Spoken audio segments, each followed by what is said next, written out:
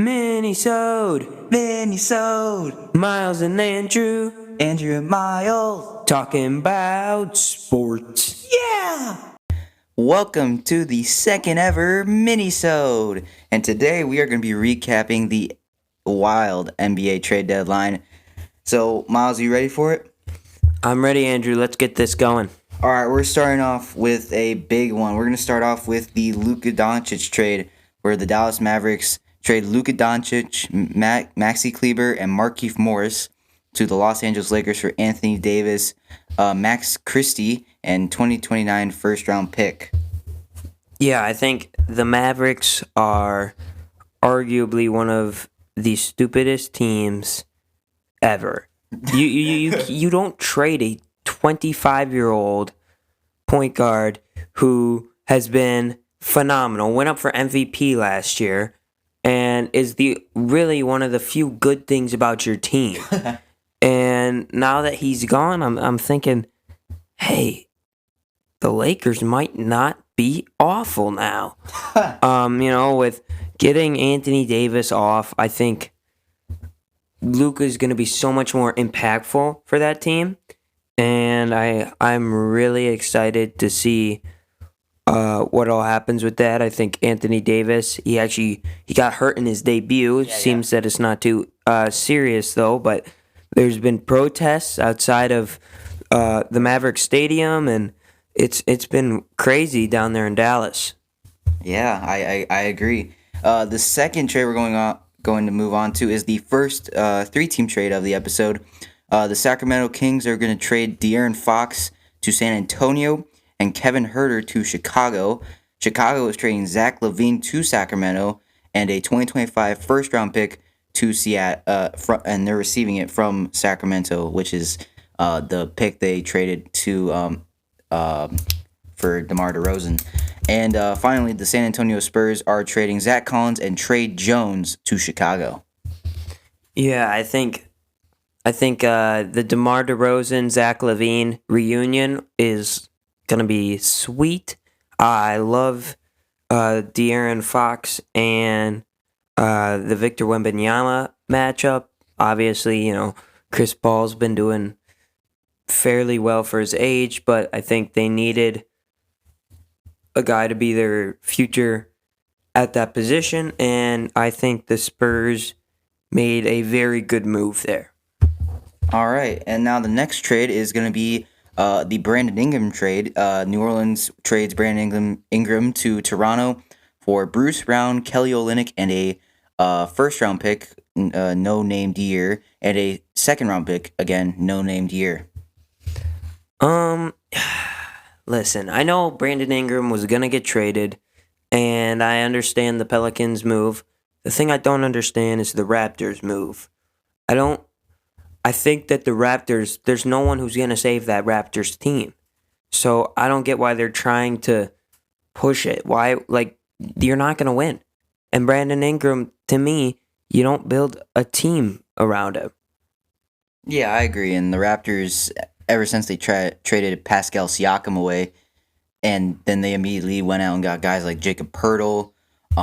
They have Scotty Barnes there. They lost Fred VanVleet, that's right. So I haven't really understood the Raptors' approach to their moves in improving their team. Now we're moving on to another big trade, the Jimmy Butler trade. He was traded from the Miami Heat to the Golden State Warriors. Golden State traded Andrew Wiggins and Dennis Schroeder to Miami, and then Dennis Schroeder ended up traded to the Jazz and then to the Pistons for some extra information. And also, I think those are the two trades. Yeah, I have another thing.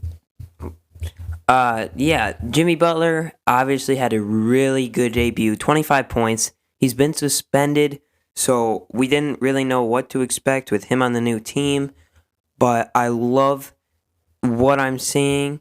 I love the chemistry that it looked like Jimmy Butler had with his teammates already, which is always a good sign. PJ Tucker, 39 years old, obviously getting traded several times over the trade deadline. Dennis Schroeder getting traded a few times. That's that's big because I think Dennis Schroeder is a very underrated point guard. Yeah, I agree. And just to add on, Kyle Anderson was also traded to the Heat as well as a protected first round pick. Now we're moving on to the Kyle Kuzma trade. Uh, let's see, the New York Knicks traded Jericho Sims to Milwaukee. Washington traded Kyle Kuzma to Milwaukee. And the Milwaukee Bucks trade Chris Middleton, a fan favorite, to Washington. And A.J. Johnson to Washington. And Delon Wright to the New York Knicks. Yeah, and listen, I knew everyone who is a Bucks fan knew that Chris Middleton was gonna get traded.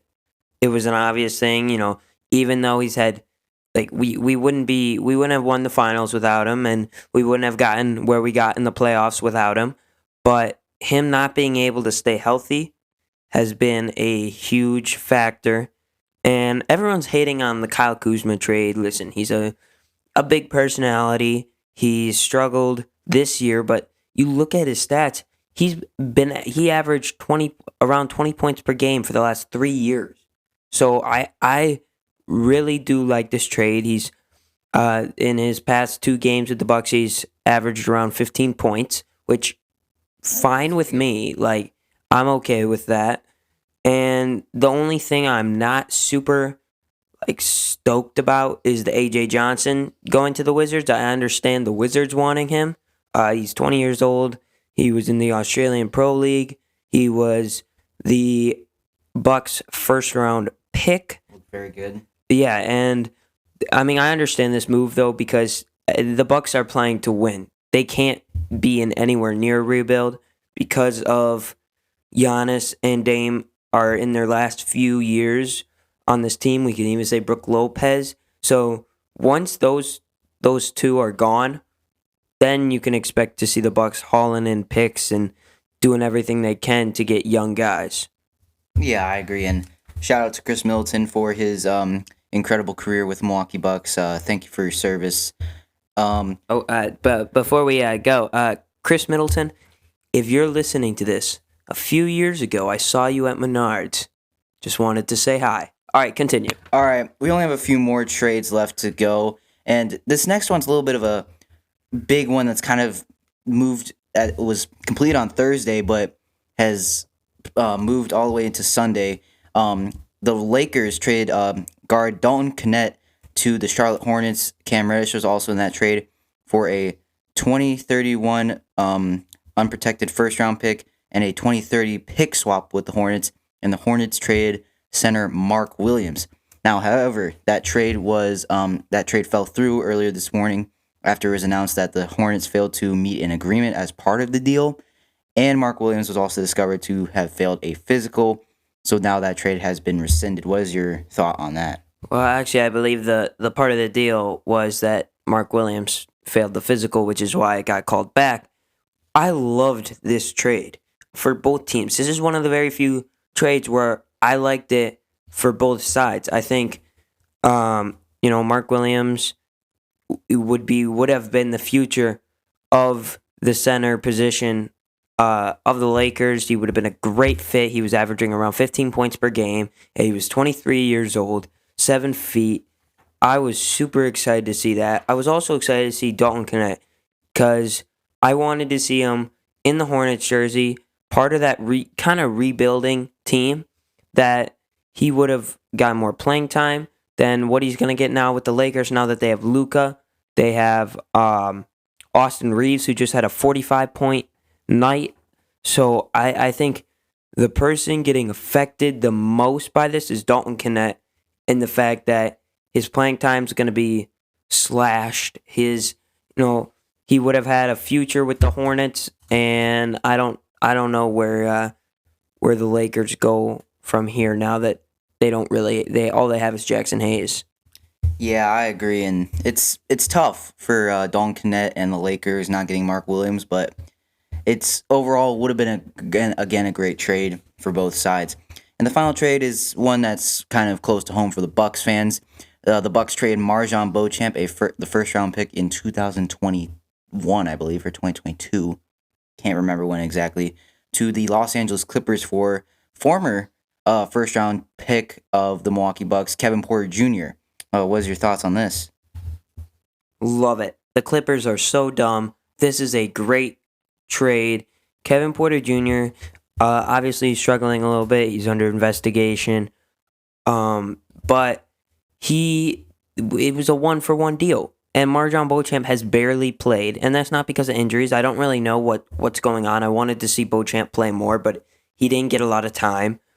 But this is super exciting because you look at it. Porter Jr. averaged like close to 20 points per game with the Rockets, and then went to the Clippers. And obviously, the investigation. We're hoping that doesn't affect anything about his career, and he can get back on track. So I think for the Bucks, it has been hoping that these guys can return to their former glory, Kyle Kuzma and Kevin Porter Jr. Yeah, I agree. And to clarify what I meant by former first-round pick, Kevin Porter Jr. was, we selected him in the first round. I think he was the 21st pick in 2019, but we then traded him to the Cavs as part of a deal, I think, for Matthew Dellavedova that happened back in 2016 or 2017. I can't exactly remember when that deal took place, but it was a big deal that involved the pick that we used to select Kevin Porter Jr. So overall, I would think for the Bucks, it was a good trade deadline. We brought in Kyle Kuzma, we brought in Kevin Porter Jr., we brought in some more depth at the center position with Jericho Sims, a guy that I really like, lengthy guy, has a lot of athleticism, good defense. I think the Bucks had a very good trade deadline. Hopefully, these moves pan out, especially the Kyle Kuzma trade, because we put a lot on that deal, and it's already looking like it's working out. Yeah, and I think I would also say the Lakers had a very good trade deadline. Obviously, it could have been a lot better with that Mark Williams trade going through.